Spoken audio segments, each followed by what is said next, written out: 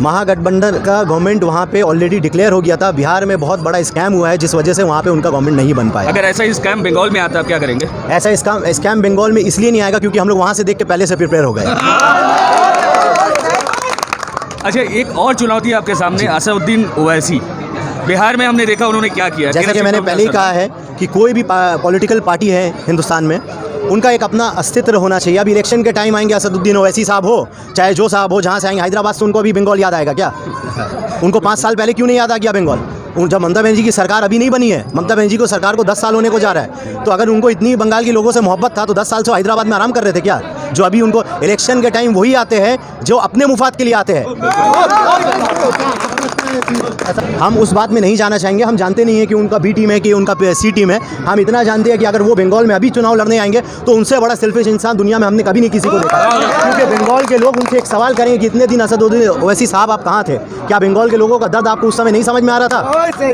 जो अभी अचानक से आपको इलेक्शन का टाइम याद आया है कि हमको बंगाल जाके जीतना है।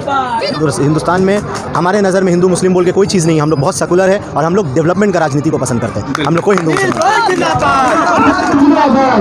सर पे वोट की तैयारी वही करते हैं जो नेता वोट के टाइम आते हैं। ये हमारा परिवार है, हम लोग पहले से फिक्स किए हैं।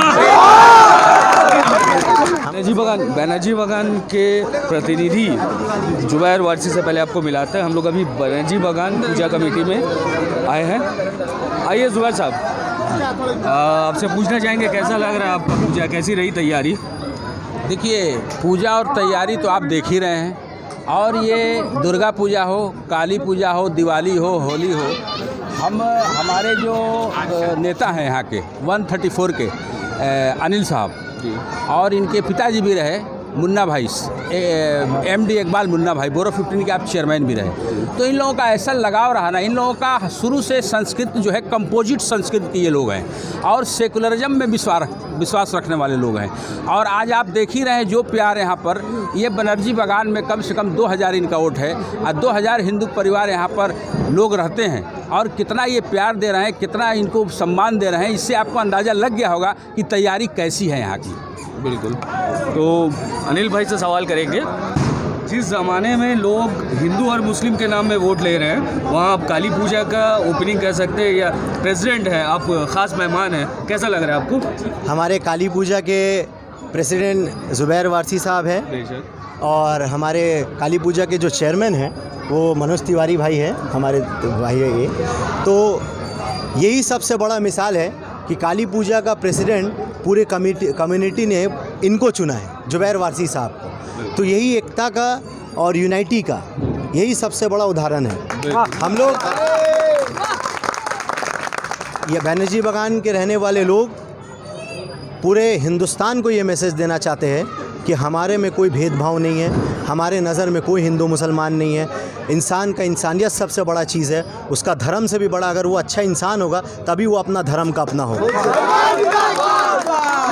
और उन्होंने जुबैर वारसी साहब को इस काली पूजा कमेटी का प्रेसिडेंट बना के ये बात को सामने ले आए हैं बनर्जी बागान के रहने वाले लोग कि हमारे नज़र में हिंदुस्तान में हमारे नज़र में हिंदू मुस्लिम बोल के कोई चीज़ नहीं है। हम लोग बहुत सेकुलर है और हम लोग डेवलपमेंट का राजनीति को पसंद करते हैं। हम लोग कोई हिंदू मुसलमान।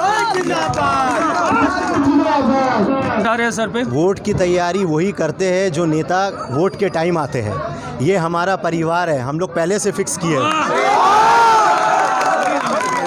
हमारा पहले ही से फिक्स किया हुआ है। ये हमारा घर है, आप घूम लीजिए, आपको घूम के कैसा लग रहा है? यहाँ पे सारे अपने खड़े हैं, यहाँ पे कोई वोट वाली बात नहीं है।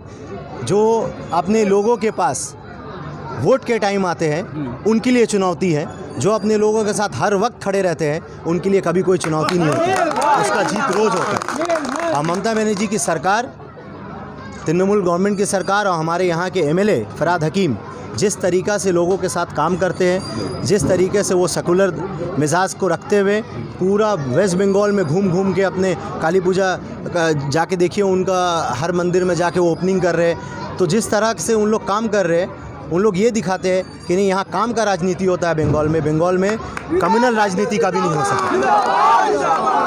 देखिए, गवर्नमेंट, जैसे कि हम पहले ही बोल के गए हैं कि कोई भी राजनीतिक है वो काम के ऊपर होता है। आप अपोजिशन हमेशा कभी भी देखिएगा, आप जब काम करते जाइएगा तो ज़िंदगी में ऐसा नहीं है कि आपके सामने कोई अपोजिशन खड़ा नहीं होगा। हमारे भी वार्ड में हमारे अपोजिशन खड़े होंगे, लेकिन उनका अस्तित्व क्या है, उनका बेस क्या है। बीजेपी है एक पार्टी, लेकिन उनका बंगाल में क्या योगदान है, क्या किया है उन्होंने बंगाल के लिए, किस वक्त कौन लोगों के साथ वो खड़े रहते हैं। हर वक्त हमारी सीएम, हमारे शहर के मेयर, हमारे मंत्री बॉबीदा और भी हमारे मंत्री है कैबिनेट जो हमेशा लोगों के साथ खड़े रहते हैं। हमारी दीदी हमेशा लोगों के साथ खड़े रहती है। तो जो आदमी के साथ खड़ा रहता है हर वक्त, तो लोग, हमको लगता है बेहतर है जो अपना गुड डिसीजन होगा उसी को चुनेंगे। नहीं है, महागठबंधन का गवर्नमेंट वहाँ पे ऑलरेडी डिक्लेयर हो गया था। बिहार में बहुत बड़ा स्कैम हुआ है जिस वजह से वहाँ पे उनका गवर्नमेंट नहीं बन पाया। अगर ऐसा ही स्कैम बंगाल में आता है आप क्या करेंगे? ऐसा स्कैम बंगाल में इसलिए नहीं आएगा क्योंकि हम लोग वहाँ से देख के पहले से प्रिपेयर हो गए। अच्छा, एक और चुनौती आपके सामने, असदुद्दीन ओवैसी। बिहार में हमने देखा उन्होंने क्या किया। जैसा कि मैंने पहले ही कहा है कि कोई भी पॉलिटिकल पार्टी है हिंदुस्तान में, उनका एक अपना अस्तित्व होना चाहिए। अब इलेक्शन के टाइम आएंगे, असदुद्दीन ओवैसी साहब हो, चाहे जो साहब हो, जहाँ से आएंगे, हैदराबाद से उनको अभी बंगाल याद आएगा क्या? उनको 5 साल पहले क्यों नहीं याद आ गया बंगाल? जब ममता बनर्जी की सरकार अभी नहीं बनी है, ममता बनर्जी को सरकार को 10 साल होने को जा रहा है, तो अगर उनको इतनी बंगाल के लोगों से मोहब्बत था तो 10 साल से हैदराबाद में आराम कर रहे थे क्या? जो अभी उनको इलेक्शन के टाइम वही आते हैं जो अपने मुफाद के लिए आते हैं। हम उस बात में नहीं जाना चाहेंगे। हम जानते नहीं हैं कि उनका बी टीम है कि उनका सी टीम है। हम इतना जानते हैं कि अगर वो बंगाल में अभी चुनाव लड़ने आएंगे तो उनसे बड़ा सेल्फिश इंसान दुनिया में हमने कभी नहीं किसी को देखा। क्योंकि बंगाल के लोग उनसे एक सवाल करेंगे कि इतने दिन असदुद्दीन ओवैसी साहब आप कहाँ थे? क्या बंगाल के लोगों का दर्द आपको उस समय नहीं समझ में आ रहा था? जो अभी अचानक से आपको इलेक्शन का टाइम याद आया है कि हमको बंगाल जाके जीतना है। हम अपने लोगों को काली पूजा का विश करना चाहते हैं आप लोग के माध्यम से, और बनर्जी बागान के लोगों को मेरे तरफ से बहुत बहुत धन्यवाद। जिस तरीके से बंगाल के लोग हमारी सीएम को प्यार करते हैं, हमारे एमएलए को बॉबीदा को प्यार करते हैं, तो उस तरीक़ा से हमको नहीं नज़र आता है कि बंगाल में दीदी के अगेंस्ट विकल्प of Mamata Banerjee is no one in Bengal. Very good.